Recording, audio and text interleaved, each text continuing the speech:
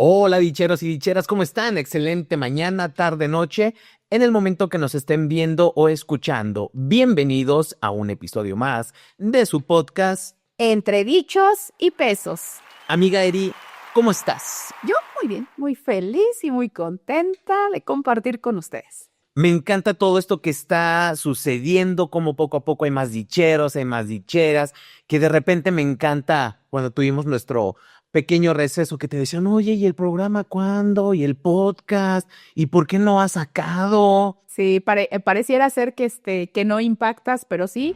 Por lo tanto, les quiero agradecer muchísimo la aceptación que han tenido estos temas.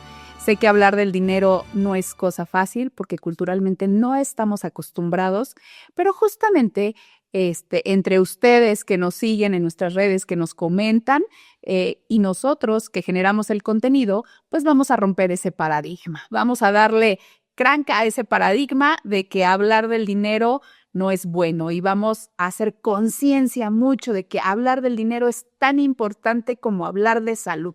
El día de hoy estoy súper emocionado porque vamos a tener un capítulo que me gusta mucho, de esos que me emociona, capítulos de reflexión. Esos en donde vamos a hacer como que escarbar algunas cuestiones sobre la historia, porque el dicho de esta semana es: no todo tiempo pasado fue mejor. Y nos vamos a estar refiriendo a cuestiones del dinero, estilos de vida en las diferentes generaciones. Así es. Vamos a hacer una reflexión, yo creo que muy interesante. Vamos a comentar algunas características de cada una de las generaciones, pero sobre todo yo creo que es como rescatar y reflexionar lo que de acuerdo a mi vida me puede funcionar y qué es lo mejor que puedo rescatar de cada uno, ¿no? Perfecto, pues comenzamos. ¿Cuál es la primera generación que vamos a estar revisando? Bueno, yo creo que vamos a empezar por los baby boomers, pero yo creo que antes de empezar con la primera generación, Carlitos, me gustaría como reflexionar un poco acerca de que cada generación fue educada por una generación anterior. Sí, ¿no? definitivamente. Entonces, estas generaciones van siendo educadas de acuerdo a sus creencias. Y de nuestros padres, de nuestros maestros, de nuestros abuelos, de las personas que más nos influyeron en la vida, que son realmente nuestro círculo cercano. Sin embargo, dentro de estas generaciones que vamos a hablar el día de hoy, yo quiero enfocarme en dos creencias básicas. Bien. ¿Sí? La primera es cómo se genera el dinero y lo que piensa cada generación con respecto al dinero, a la riqueza, al bienestar financiero. ¿Sale? Y dos, la otra cosa que esto es muy común es la parte del deseo que yo tengo como padre que sea mi hijo, ¿sí? Entonces vamos a hablar de esas dos cosas y al final pues vamos a hacer unas reflexiones muy interesantes acerca de con qué me puedo quedar yo, ¿no? Vamos a hablar del poder adquisitivo, del dinero y de todo. Y vamos a empezar por los baby boomers, ¿sale? Los baby boomers que son una generación entre los 40 y los 60, más o menos, ¿no? Sí. Cada generación dura, es variable, pero dura en promedio más de 10 años. Exacto. ¿Sale? Entonces vamos a empezar con ellos. Y pues prácticamente, ¿quiénes serían? Pues nuestros padres. ¿Mis papás? Nuestros padres, ¿no? Nosotros que estamos en la plena adolescencia de los 40, pues básicamente estamos hablando de nuestros padres, ¿no? Sí, a esa generación nos vamos a referir. Y pues yo creo que una de las cosas que tenemos que hablar de esta generación básicamente, que su concepción del dinero era muy práctica. Había un intercambio de dinero a cambio de tiempo, de esfuerzo físico. Ajá. O sea, fue como la parte de, tengo un patrón, él determina cuánto gano por cuánto tiempo, ¿sale? Pero también estaba la parte del campo, ¿no? De trabajar de sol a sol para que me redituara la tierra que estoy trabajando. Entonces, tenemos un patrón, hacemos intercambio de tiempo por dinero y alguien más, un tercero, determina cuánto yo gano. ¿Sí? Normalmente era como una vida muy igual, muy plana, muy tranquila, todos los días haciendo lo mismo. Sí. Empezaba en un trabajo y terminaba pensionado jugosamente en ese trabajo.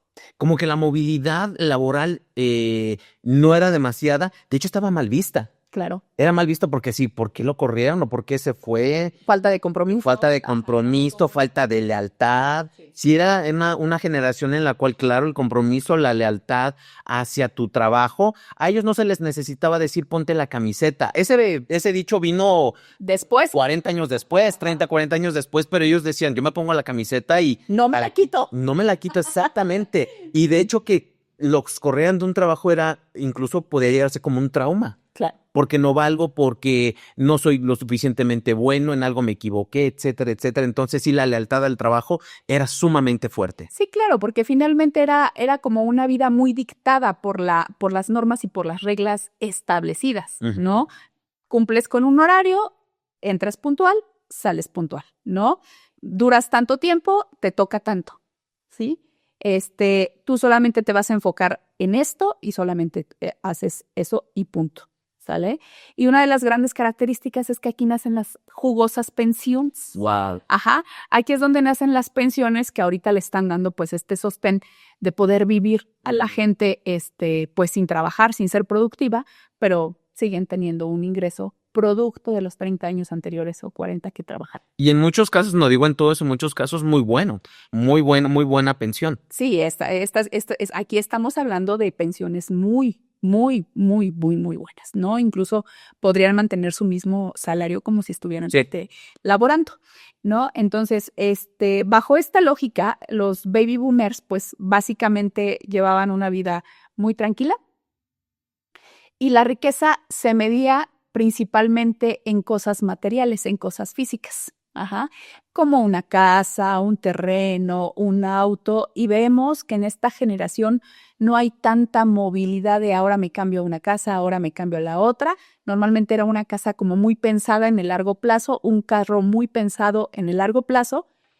Yo creo que si ahorita vamos a la casa de los abuelos, todavía está el refri que se compró en los años 70 y sigue funcionando igualito, ¿no? Y los refris de estas generaciones duran 5, 6, 7, 8 años y hay que volverlo a cambiar porque ya no hay ni piezas. El auto, lo mismo, ¿no? Tenemos toda la parte de los autos de los 50, de los 40, de los 60, que todavía están ahí y están enteritos, ¿no? Entonces, había como esta parte de una cultura de mayor durabilidad. Todo duraba más, durabas más en el trabajo, te duraba más el dinero, te duraba más lo que adquirías con el dinero. Y yo creo que una de las características también, Charly, no sé si coincidas conmigo, es que no había tanto deseo de confort ni de lujo, sino era más bien vivir con lo que necesito, con lo que me funciona. Punto. Sí. No había como esta otra parte de pensar en, ahora necesito esto. De una necesidad creada. Claro, ¿no? Esta cuestión del consumismo no era tanto. De hecho, yo todavía tengo en mi familia cuestiones de que, ¿y por qué vas a ir a un restaurante? Aquí en la casa tenemos comida. ¿Qué vamos a salir? O sea, como que incluso el pensar en salir estaba muy planeado. No era así de que de repente digo, yo no quiero cocinar, me voy a comer a un restaurante. O sea, toda mi familia dice, ¿un restaurante? Claro. No, como para qué ir a gastar. Pero es una generación muy estructurada. Exactamente. O sea, estamos hablando de las diferencias de pensamiento, de concepción, no porque esté mal, no en crítica, sino más bien haciendo un análisis de cómo vivían ellos, cómo está, y que ahorita todavía los estamos viendo, ¿no? Incluso la edad de trabajo era mucho más temprana que ahora, o sea, con las nuevas generaciones. Tenías la secundaria y ya estabas apto para dar clases. Para tener tu primer trabajo. A lo mejor una cuestión técnica como secretaria, como electricista, como obrero, como lo que fuera. Sí, como que también esta situación de que solamente estaba destinado a las licenciaturas para las personas que tenían el apellido, la tradición, la costumbre. Por ejemplo, si eran arquitectos de los 30, pues claro que el hijo tenía que ser el arquitecto, los abogados, los contadores, o sea, todas estas cuestiones que, y también no era muy necesario que a fuerzas tuviera la licenciatura. Claro, eran trabajos un poco más operativos, pero muy bien remunerados, con menos estudios, ¿sale? Y entonces el dinero físico era pues la manifestación de todavía los señores que traían sombrero, pistola, ¿no? Y, bueno, a mí me tocó verlos, y el fajote de billete aquí en la camiseta, ¿no? Sí. Y dormían con la pistola y el fajo de billete abajo de la almohada. El paliacate, abajo del colchón, ¿no? O lo guardaban en el colchón. Entonces, creo que esto nos habla de un tipo de cultura, un tipo de mentalidad, ajá, muy interesante. Sí, claro. Porque fue una generación que hizo mucho patrimonio físico, ajá, que muchas familias están estables económicamente hasta el día de hoy, producto de sus pensiones, producto de su trabajo, pero también producto de una proyección a futuro como más planeada y más estructurada, porque no había tanta necesidad, no había como tantos estímulos externos que te llevaran a la creación de necesidades. Sí. Entonces, esta generación de los baby boomers es muy interesante por la solidificación que tuvieron del patrimonio. Y que la letra de cambio en muchas ocasiones era la palabra. Ah, no, bueno, ahí entramos a otro tema. Yo creo que todos conocemos a personas que bastaba con decir sí lo quiero y te lo pago tal fecha para que así sucediera. No se necesitaba más. El poder de la palabra era increíble. Era una honra a tu palabra porque también había valores como muy cimentados, como muy arraigados, ¿no? De yo te cumplo. Y cumple. Sí. Ajá. Entonces, no necesitabas más contrato más que hablarlo. Punto. Y también, para ir cerrando esta generación, el hombre era el que trabajaba, la mujer se quedaba como ama de casa. Sí. Sostén de la familia. Y la mujer hacía su parte. Su trabajo era precisamente cuidar a la familia, proteger. Digamos que trabajaban, pero no era remunerado. Exacto. Pero es un trabajo bien importante y bien valioso, que era dirigir a la familia, hacer esta contención, ¿no? De vengan aquí a mi círculo y nosotros somos la familia, de cuidar, de proteger, ¿no? De dar orden, de dar estructura, de dar principios de educación de manera muy presente. Definitivamente. Esas son las características de los baby boomers. De los baby boomers aproximadamente, de lo que yo tengo noción así como del 43 hasta el 57, casi 60. Sí, más o menos. Porque además la brecha generacional se extendía más, era un poquito más larga. Ahorita ya están haciéndose, se están acortando. Como que las características son más marcadas. Antes eran más amplias. También esa es otra de las características, ¿no? Con las diferencias generacionales. Pasamos a la siguiente, que es la generación X, que es más o menos los 60s y principios de los 80s. Y esta generación, pues todavía trae como en la parte de su movilidad con la educación, con el trabajo, trae mucho todavía de los baby boomers. Pero sin duda alguna creo que esta generación, una de las características que le inyecta es que empiezan a ganar o empiezan a generar esta parte del trabajo en equipo, empiezan a asociarse, o sea, sí tengo un patrón, sí tengo un trabajo, pero también tengo la libertad, empiezo a hablar de libertad, de buscar una mejor oportunidad para tener una mejor remuneración, ¿sí? Empiezo a asociarme. Se empiezan a generar las sociedades para crear una empresa. Entonces, esto es interesante porque traían una cultura muy aprendida del trabajo, del esfuerzo con los baby boomers, pero más movida. O sea, un poco de más libertad de elección. Y creo que una de las características de esta generación es que siempre era moverte para buscar algo mejor, ¿no? Algo mejor y también una de sus características es que esta generación, a diferencia de los baby boomers, empiezan ahí a implementar lo que es el confort y el estilo de vida. Básicamente, ¿en qué lo veíamos en las casas? En las consolas, la televisión, ¿no? En la tele, que eran en blanco y negro y todavía como con estas, como mueble, ¿no? Sí. Como muy grandotas. Ahí es donde se empieza a implementar el estilo de vida y el confort. Porque también ya empezaban a salir. O sea, que los bailables, que las tocadas, que los conciertos, sí ya empezó porque además las callejoneadas. Claro, fue de mucha disrupción porque pegó en México, pero empezó en Estados Unidos con los hippies, el movimiento de la paz y que no hay que hacer la guerra y que todos somos hermanos, que quieras o no, permeó a México y muchas personas que no se hallaron en Estados Unidos, claro que llegaron a México y empezaron a ver los festivales. Mi papá fue al Lavandarazo en el 70 y no me acuerdo qué, 70 y tantos. Entonces empezó a ver esta conciencia de que dice, sí, estoy en mi casa, pero también quiero salir. Y también quiero ir a bailar, y también quiero ponerme algo, comprarme ropita. O sea, ya empezaban esta situación de, como tú dices, Las joyas. Las joyas. Joyas, que es también una parte del estilo de vida, es cuando empiezas a mostrar como tu estatus social a través de las joyas, de la ropa, de estar a la moda, de las grabadoras, ¿no? Por supuesto. O sea, las grabadoras también eran en ese entonces como un símbolo de cierto estatus. Es que, y allá nos estamos acercando a los 80s, porque ahí empieza lo que es la tecnología a tener otro rasgo. O sea, Bueno, se empieza a ser más chiquito, pero sí en los 70s es muy interesante cómo las fronteras, los desarrollos tecnológicos, culturales, sociales son lo que van marcando las fronteras entre generación y generación. Seguimos todavía con esta generación X. ¿Qué onda con el dinero? Bueno, de igual forma sigue siendo muy, muy físico. También es esta parte de empieza a haber una necesidad de tener mayores estudios para acceder a mejores oportunidades. Creo que es una de las generaciones donde se marca todo esto. Empieza la parte de, aparte del trabajo, el intercambio sí de tiempo, pero también intercambio de habilidades, de talentos al servicio de los demás a cambio del dinero, ¿no? El poder adquisitivo todavía sigue siendo muy amplio, muy bueno, y ahí se empieza a meter el estilo de confort. Yo creo que eso es básico.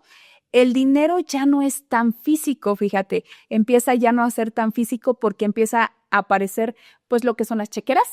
Yo no sé si te acuerdas de las chequeras, se las daban hasta como en un sobrecito de piel. Sí, No, claro.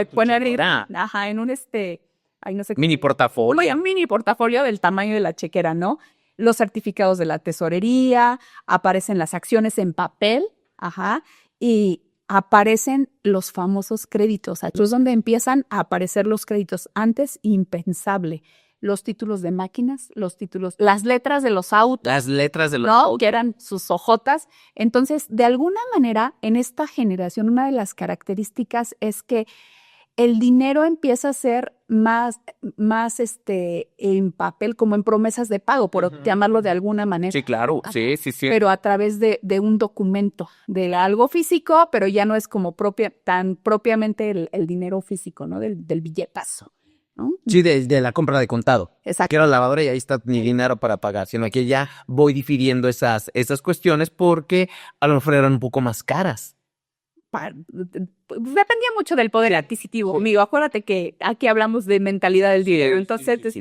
Dependía mucho del poder adquisitivo, pero sí era una manifestación del tipo de que empieza a implementarse de, ok, te cuesta este refrigerador 20 pesos, en lugar de darme los 20 pesos de contado, dámelo en 10 pagos. Ajá. ¿No? Correcto. Entonces, empieza la aparición del crédito. Ya te lo llevas. ¿Cómo que ya me lo llevo? Si no lo he pagado. Ajá. ¿No? Entonces, es este intercambio interesante del movimiento del dinero. Porque empieza a haber más necesidad de consumo. Exactamente, de estilo de vida. Ajá. Y qué curioso, porque es cuando la televisión aparece, entonces se empieza a ver más estímulos. La televisión empieza a ser creadora de necesidades. No en balde, es la aparición de la televisión y la aparición de más confort en la vida. Sí, y de esta estructuración económica y del marketing, que también el marketing tiene evoluciones bien interesantes, que no es el tema de este podcast, pero sí es muy interesante cómo se comienzan a visualizar necesidades y a colocarlas. Exacto. ¿Ves? Ajá. Perfecto. Pasamos a nuestra generación. Que somos la generación millennial. Los millennials, que va de los 80s hasta el 96 más o menos. Sí. Y hasta el 96 sí lo quiero recalcar y ahorita voy a decir por qué. Perfecto. Bueno, nuestra generación es bien interesante porque es una generación donde realmente hay una transición como más marcada en todos los sentidos. Para los millennials empieza a haber como un cambio de mentalidad en el intercambio de tiempo por dinero, ¿no? Entonces empieza a haber esta parte de romper básicamente con este paradigma de dos generaciones anteriores y básicamente empiezan a crear sus propios empleos. A lo mejor así sí tener un patrón, pero al mismo tiempo empezar a estar utilizando el ingenio y los talentos para crear su propio negocio, su propia empresa. Eso yo creo que es una de las características más más marcadas en esta generación, que empezamos a hablar de trabaja por pasión, haz lo que te apasione, trabaja por lo que harías toda tu vida sin que te lo paguen. ¿Estamos de acuerdo? Eso somos nosotros, la generación de los 80s y al 96. Y aquí básicamente yo creo que una de las grandes diferencias con respecto a las otras es que mientras para los baby boomers y la generación X, era muy fácil adquirir propiedad. Sí. Pero para la generación de los millennials hay una característica, que esto se vuelve, básicamente empeñas tu vida por una propiedad. O sea, eso es una realidad que se está viviendo, que se empieza a ver en esta generación, y más si no tienes herencia, pues peor tantito. ¿No? O sea, esa es una de las situaciones que se vuelve un poco más costoso, más difícil, la parte de la adquisición de tu propia casa, porque sube la plusvalía de los bienes raíces, pero el salario no sube a la par de esto. O sea, eso es súper interesante.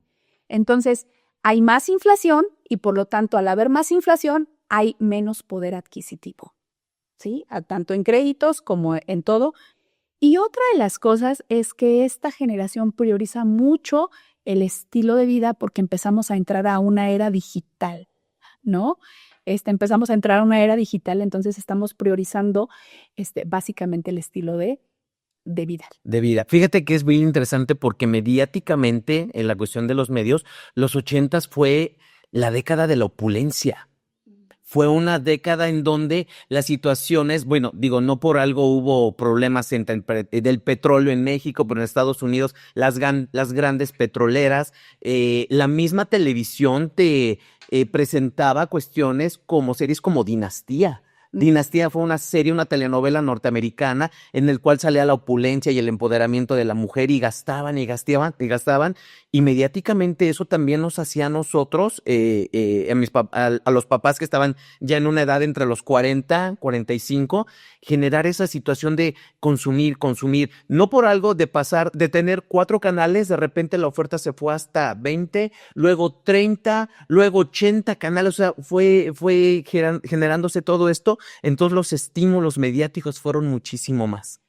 Ay, Charlie, pues mira, no tiene que ver con el tema, pero pues la aparición, bueno, sí tiene que ver, pero la aparición de los medios de comunicación empieza realmente a generar un control en la sociedad de precisamente la creación de la necesidad, y yo te dirijo hacia las decisiones que tienes que tomar. Claro. Entonces, obviamente ahí entra nuestro libre albedrío, pero la verdad es que sí hay un medio de control a través de los medios de comunicación y ha evolucionado de manera increíble. Y los millennials, pues básicamente somos esta generación donde se empieza el paso a tener mayor control y mayor dirección acerca de una psicología o generar una psicología colectiva. Ya hay más especialización. Ya ahora esta cuestión de estudia, porque los papás o los abuelos no pudieron estudiar, tú estudias una licenciatura, la maestría, el doctorado, y viene una triste realidad. Y viene la triste realidad de que la mayor mentira que nos fue contada, de que estudia para que tengas mejores ingresos, para que te hagas rico, estudias la licenciatura, la maestría, el posgrado, la especialidad, chachalala, y de repente sales al mundo laboral y te enfrentas con una triste realidad de que tus salarios son menores. Incluso ahorita podemos ver cuál es el salario de cualquier egresado y ni siquiera se compara con lo que gastó en la universidad. No, para nada. O sea, recibe una tercera parte de lo que se le invirtió a la universidad, ¿sabes? Y estoy hablando de públicas y de privadas. Sí. O sea, hay sus excepciones, claro que sí, hay sus excepciones, pero finalmente es aquí en esta generación donde se hace más evidente que la paradoja del dinero, de a mayor estudios, mayores ganancias, y te empiezas a dar cuenta que la teoría no coincide con la realidad, entonces peor para la teoría, ¿no? Eso es súper, súper interesante de esta generación, porque podemos empezar a ver como muchos extremos, sí, ¿no? El especialista que en una hora puede ganar lo que un señor con un oficio, cualquiera que sea, lo gana en un año. Claro. ¿No? Entonces, así de extremo empieza a ser. Se rompe la paradoja del dinero. Yo creo que es una generación que venimos a romper la paradoja. Pero también empieza esta parte del dinero digital, ¿no?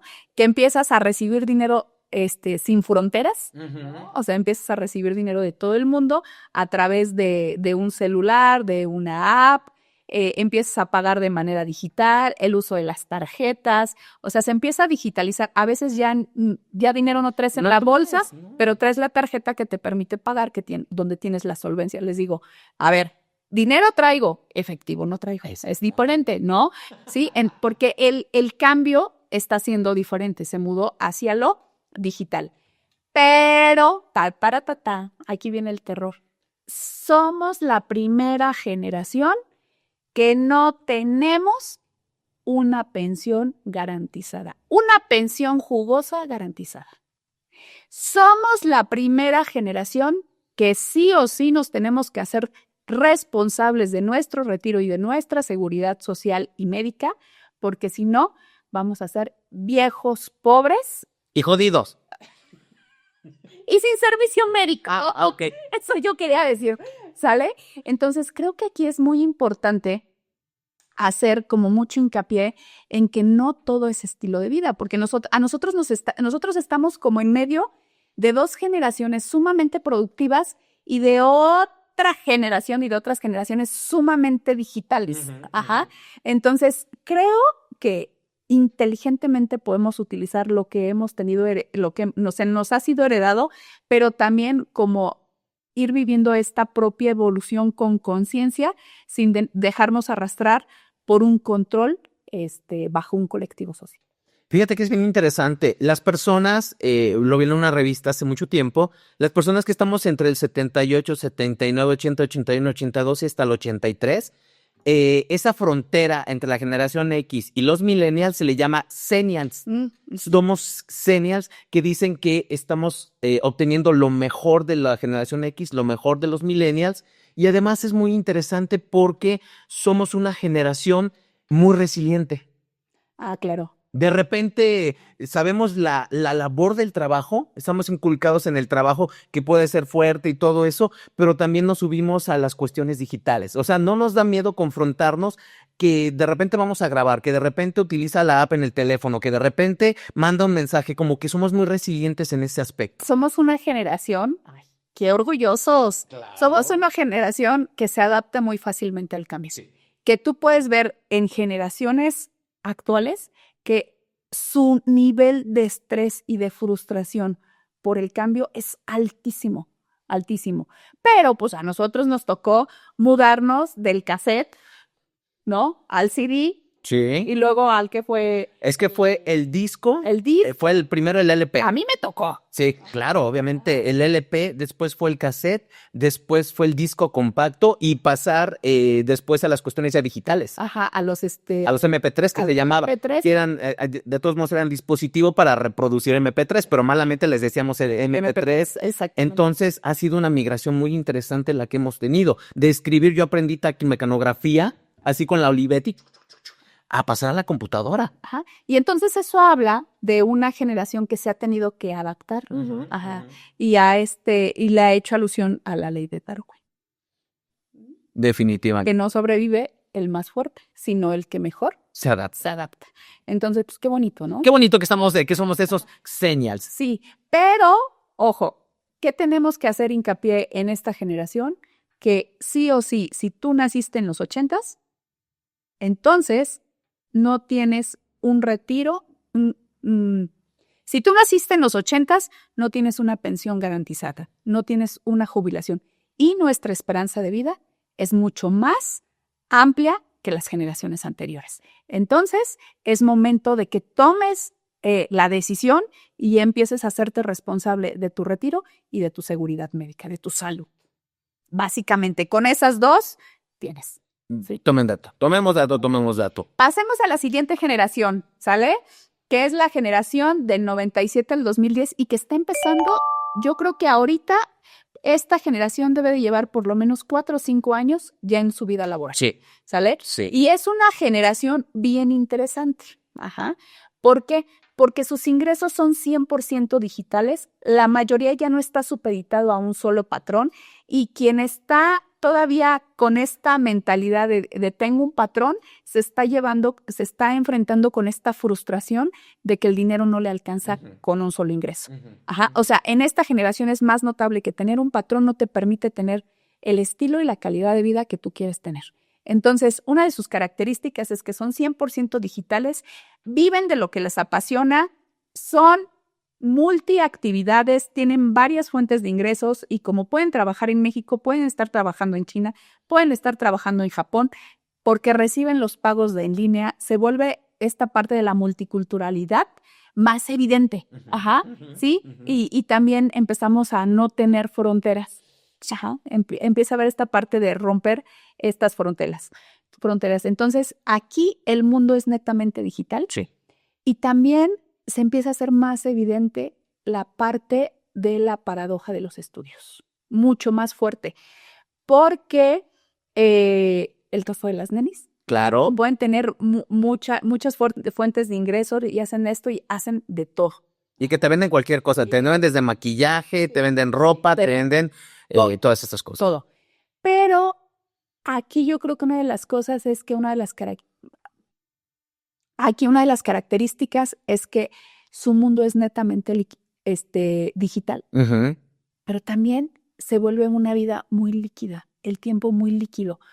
Solo pasa y todo pasa si está en redes sociales. Si lo publicas a través de tu historia, si lo publicas... Bueno, Facebook dicen que ya... No, era Facebook desde ya de viejito, claro. Ajá.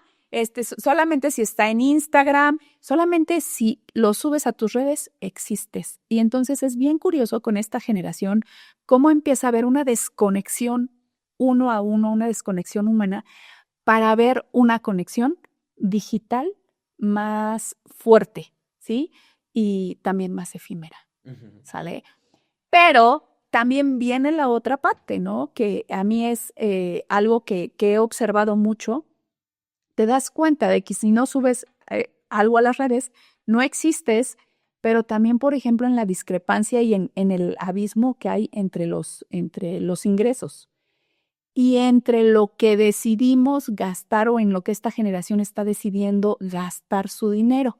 Ejemplo, una mujer puede gastar 2,000, 3,000 pesos o hasta más porque le pongan uñas artificiales, ¿sí? Y lo sube a sus redes. Y eso le da cierto estatus, le da cierta proyección. Cierta proyección. Claro. Sí, de estilo de vida que está teniendo. Pero hay personas que esos 2,000, 3,000 pesos no están dispuestos a invertirlos, por ejemplo, en terapia, por ejemplo, en una asesoría financiera, por ejemplo, en salud, en hacerse un chequeo anual. En ahorrarlo. En ahorrarlos, no están dispuestos porque a ellas les hace más sentido lo que se ve. Si no te veo, no existes. Se aplica el famoso YOLO. ¿Sabes lo que es YOLO? ¿Qué es? You only live once. Solamente vives una vez. Entonces, esta filosofía de vida, claro que te dice, es pues para eso trabajo, me lo merezco, porque ya hice mucho. O sea, la recompensa inmediata es una situación bastante general en esta generación. Bueno, ahí entramos a una parte de esta parte de la colectividad y de la psicología colectiva, que estamos entrando en una satisfacción inmediata, en esta necesidad de la inmediatez, de quiero todo ahorita y rápido, ¿no? Y entonces todo es efímero. Sí. Y bajo el esquema de solo se vive una vez o el momento es ahorita, ahora, mañana no lo sé. Sin embargo, pues eso es muy peligroso. Sí, claro. Porque ha sido la transgiversación de un concepto del mindfulness a lo cotidiano, y entonces no les está permitiendo tomar responsabilidad de lo que se viene. ¿Qué tal el dinero? Haznos la transferencia. O sea, me encanta que, la evolución del dinero en esta generación es interesante. Yo como migrante digital, de repente puedo llegar no a un restaurante. Llegué el día de ayer a un restaurancito de comida china. Me llevaba dinero, pero me puedes hacer transferencia. Claro, ya no hay límite. En la papelería, mis copias, y además de repente dices, ¿sabes qué? En el mercado, págame con tarjeta. ¿Sí? Y ahora la tarjeta ya no la introduces en la terminal, ya nada más la colocas. Ya la cuestión de pago ha cambiado muchísimo. Claro, y la manera de expresión del dinero también. Ya es netamente digital. Digo, no en balde las criptomonedas han estado teniendo mucho auge. Es interesante ver a través de estas generaciones la evolución que ha habido con respecto al trabajo, a la adquisición de bienes materiales, a el intercambio del dinero, que ha evolucionado de una manera sumamente interesante. ¿Sí? Y lo podemos poner así como muy extremo, ¿no? Baby boomers, dinero físico, trabajo físico. ¿Sí? Generación digital, trabajo digital, dinero digital, ¿no? O sea, y de ahí hemos estado viviendo muchas cosas. Y yo creo que lo interesante es, creo que el análisis de estas generaciones nos da para reflexionar sobre mucho. La primera es que, pues no todo pasado fue bueno, porque era un intercambio de mucho esfuerzo, ¿sí? De una cultura de muchísimo esfuerzo, de mucho desgaste, pero tampoco podemos decir que fue malo, porque yo creo que esas generaciones nos enseñaron la parte del compromiso, ¿sí? Sí. La parte de una cultura de trabajo, que si bien es cierto, ahorita estamos en la era digital, pero la manera de intercambio de dinero, esa es la que no ha cambiado. Ha evolucionado, pero no ha cambiado. Y la parte de la recompensa monetaria sigue siendo la misma, el mismo principio. Yo doy un servicio por el que se me retribuye. Y ese sigue siendo un principio que ha ido evolucionando y se ha ido adaptando. Pero no ha quedado obsoleto. No, porque lo que acá me costaba mucho trabajo físico, acá a lo mejor es trabajo intelectual. Es otro tipo de trabajo. Claro. Es intangible. Claro. Acá era más tangible y acá es más intangible. Entonces, una de las cosas que creo que es bien importante es cómo nosotros, millennials y la generación digital, cómo podemos tener esta parte de aprendizaje de lo que nos están dando las generaciones anteriores. Y una es el compromiso. La responsabilidad. Y tiene que ver con ¿qué? Con valores. Claro. Tiene que ver con valores, básicamente. Compromiso, responsabilidad, trabajo, ¿no? Porque finalmente es trabajo. Y la parte ética. La parte ética, la parte de la creación, la parte de acceder a tu imaginación, ¿no? Que eso es, yo creo que algo que estamos teniendo la oportunidad de hacer, de usar nuestras facultades mentales con mayor libertad, que en algún momento a lo mejor no tenías necesidad, porque también los baby boomers son generación de posguerra. Entonces su atención o su mismo, ellos mismos estaban centrados más en la supervivencia. Sí. ¿Sí? O sea, si llega a pasar otra vez, debo de estar muy bien preparado.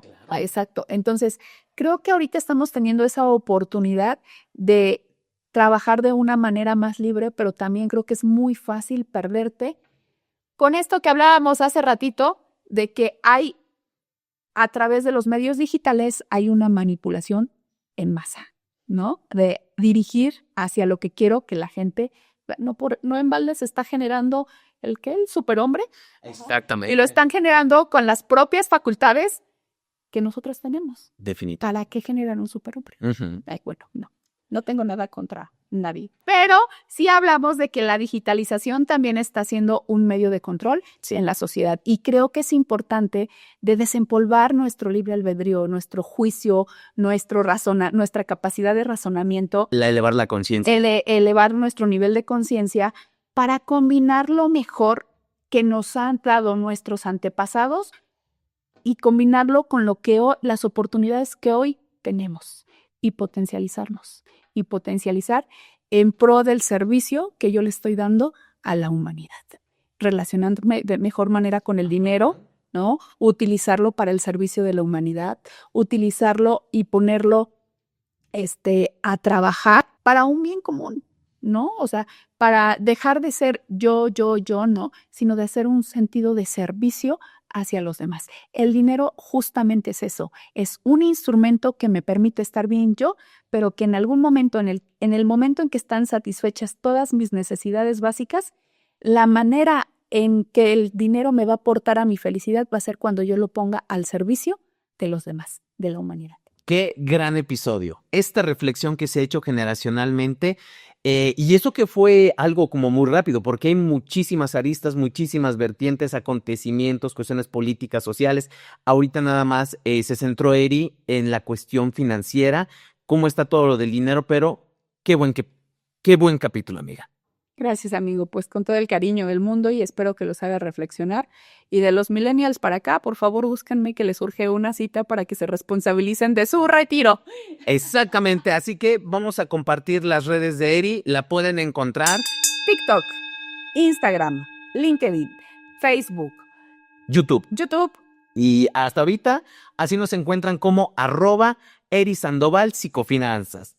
Y si quieren hacer ustedes un check-up con el formato que tiene Eri en su página para saber cómo está su situación financiera, vayan a www.ericasandoval.com, que es además gratuito. Y si lo hacen, ¿qué sorpresa les tiene? Pues les voy a dar una asesoría. A cada uno que presente su cuestionario financiero, les voy a dar una asesoría para poner orden en tus finanzas. Así que ya lo saben. Y el dicho de esta semana fue: no todo tiempo pasado fue mejor. Lo que sí va a ser mejor es que se suscriban, lo compartan, nos den like y nos vemos en el próximo episodio. Amiga, muchas gracias. Hasta luego. Bye.